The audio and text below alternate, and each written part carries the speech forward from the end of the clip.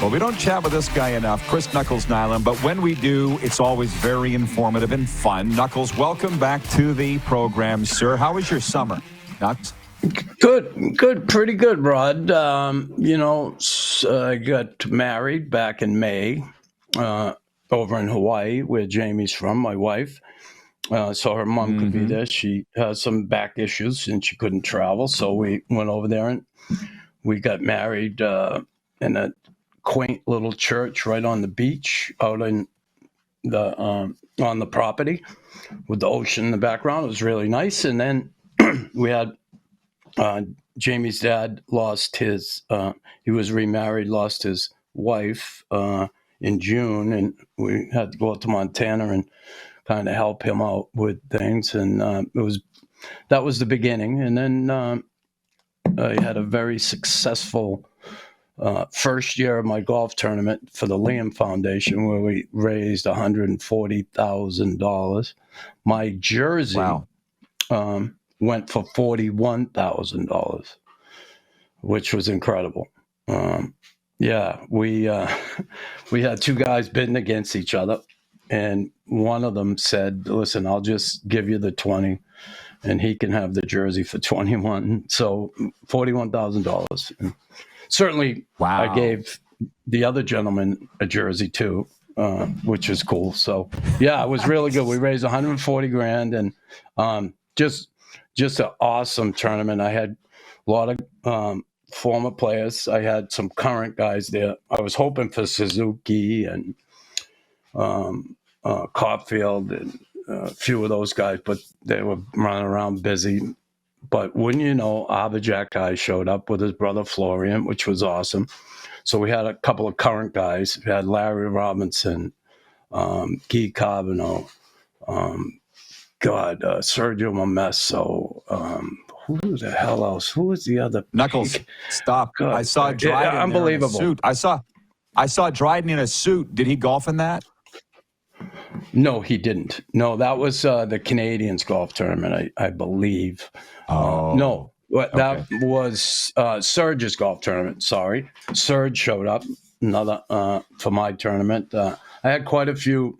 We had about 35 former players there, which was incredible. So, yeah, really successful first year, and we're looking to do that again next year. Well, let me just say congratulations on finally getting Jamie to say yes, A. And B, how's your father-in-law doing? Because he is one good-looking guy. He's one good-looking SLP, your father-in-law. I know that. He's actually coming October 1st, to visit us for a couple of weeks. Going to stay with us, so it'll be fun. Hopefully, we can get him out in the golf course. Hopefully, it doesn't snow October 1st here in Montreal. You know how that can be. Oh, absolutely. Yeah. Well, Knuckles always said I look like his father-in-law or vice versa. Exactly. Good look like guy. Twins. Yeah.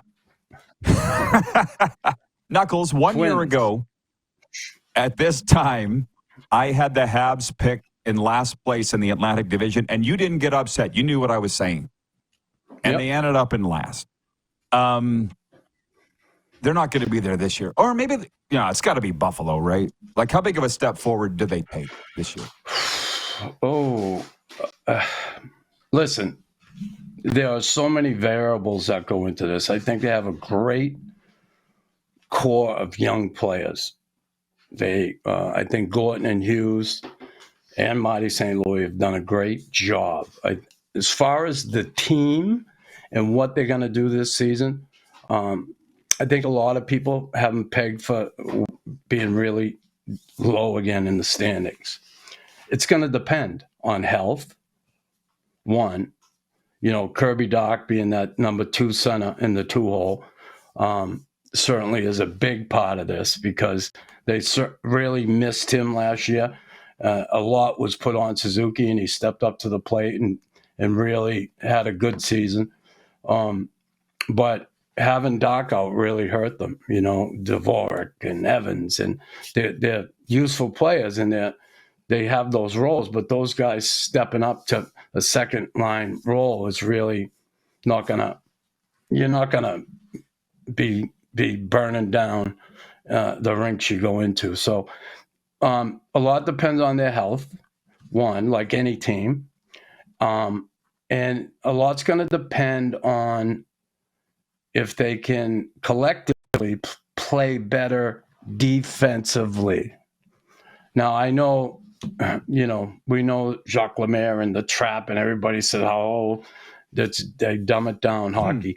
But here's the deal. When I think Marty's come in and he really wants guys to play offense, all right? And a lot of times to create offense at times, you have to take a lot of risk. And I think being such a young team in doing that, they've let themselves vulnerable in a lot of situations. And I don't know, I think they had 15 games or maybe a few more than 15 where they got scored on 5 times or more. You're not gonna be a serious contender to get in the playoffs if you're doing that. You have to cut that goals against back big time, and they've struggled in that area. They're certainly going to have to get better this year as a team defensively. And listen, I don't think they're going to make the playoffs,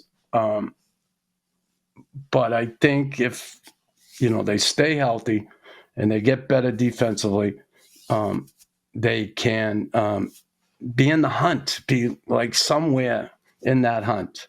And just maybe they'll surprise us. I hope they do. I hope they prove me wrong, but I have to see it to believe it right now. And we'll see how it plays out, but they have to get better defensively. Well, last question. Patrick Laine won't help with that, but he'll help scoring goals. How are you on the signing of Patrick Laine? I'm okay with it. I just, there's a lot of question marks, right? A lot of red flags. Now, I know, and you've seen it time and again in the National Hockey League, guys, teams always believe they can take a player and maybe fix him.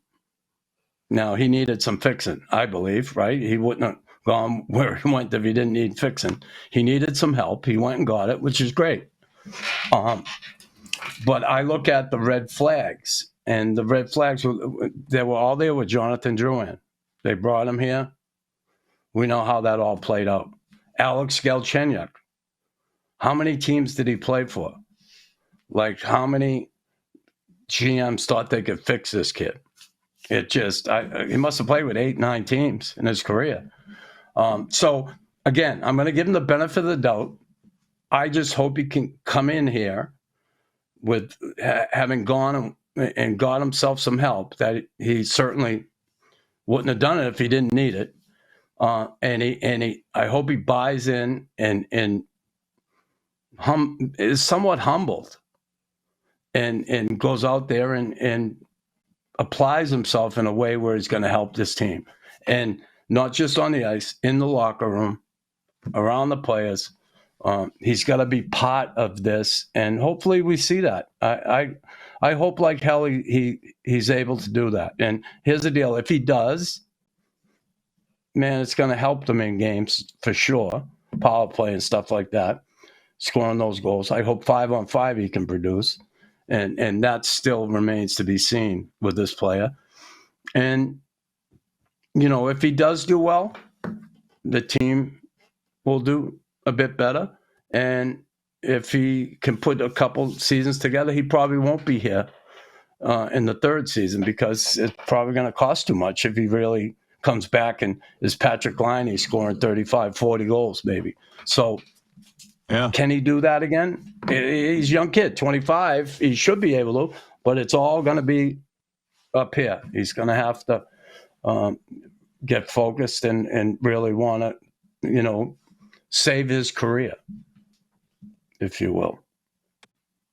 Well, everybody loves a comeback story. God knows you and I do. So here's hoping for the best like you. Yeah. Knuckles, thanks for this, man. Enjoy the season. Hopefully we can do it again soon. My best to the crew there. You let me know. When you call, I'll be there. Be nice to see you again. Thanks, Nux. Appreciate you. All right. Take care. Chris Knuckles Nilan, Stanley Cup champion, joining us from his wonderful home just outside Montreal.